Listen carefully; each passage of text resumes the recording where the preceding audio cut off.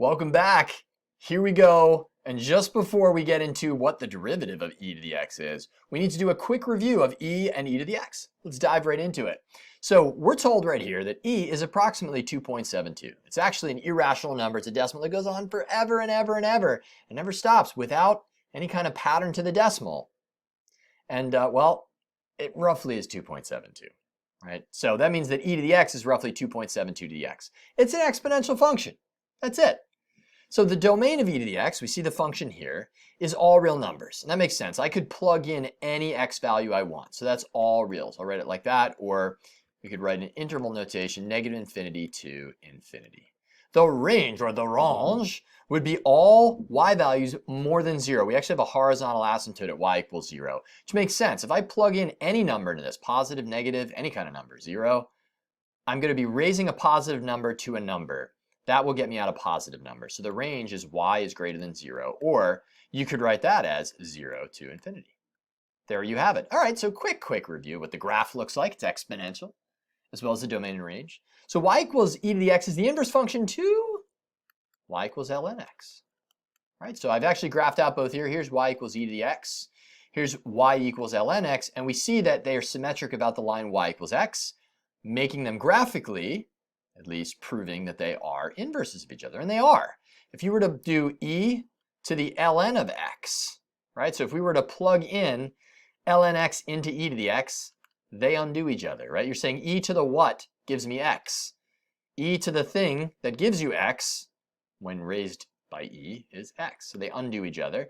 You could also look at it and say, well, let me do the other way. I could do ln of e to the x, right? Plugging in e to the x into ln and e undo each other. This would be saying e to the what gives me e to the x, e to the x. So they are inverses of each other, abso-positively. So I want you to make sure that you can simplify the expressions involving e. So ln of e squared, well, that is just 2. The ln and the e undo each other. It equals 2. You could also think of that as e to the what gives me e squared, e to the 2. E to the ln 5, again, they're inverses. They undo each other, so that's going to be equal to 5. You can think of this as e to the some power gives me 5. You're raising e to that power, so that's going to give you 5.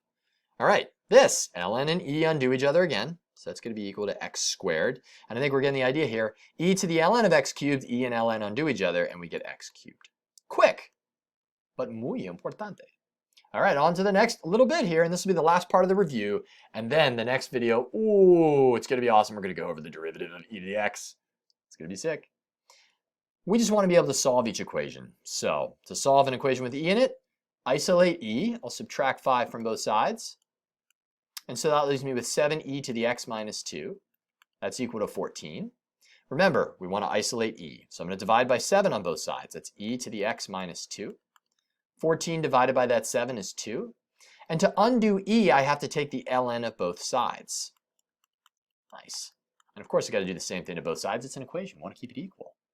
So the ln and e undo each other. We get x minus 2 equals ln 2. So x is equal to, well, we got to add 2 to both sides, ln of 2, and then that quantity plus 2. So that's your solution. And this, again, is just a brief review. You're going to need some of these skills down the not too distant path. Not many of them for this exact lesson. And some teachers are actually going to test you on this. So you want to make sure that you're in pretty good shape. So how do we undo ln of stuff? It's not so bad. We actually do what's called exponentiate, or raise both sides to the e. Okay, or with e. So e and ln undo each other. That leaves us with 5x squared to minus 4 is equal to e to the minus 3. Oh, dear goodness, that's gross.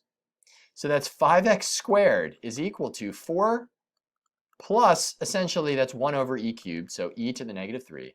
We're going to divide both sides by 5. Don't worry about the number on the right. Just worry about, don't even worry about it. Think about getting x squared alone. That's what we want to do. So we divide both sides by 5. 4 plus e to the minus 3 divided by 5. Beautiful.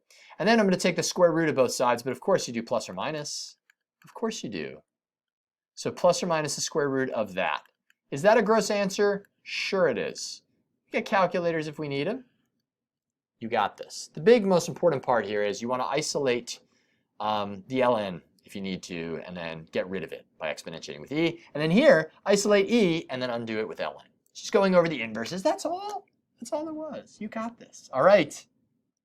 Time for the exciting part. I'll see you in the next video where we go over the derivative of e to the x.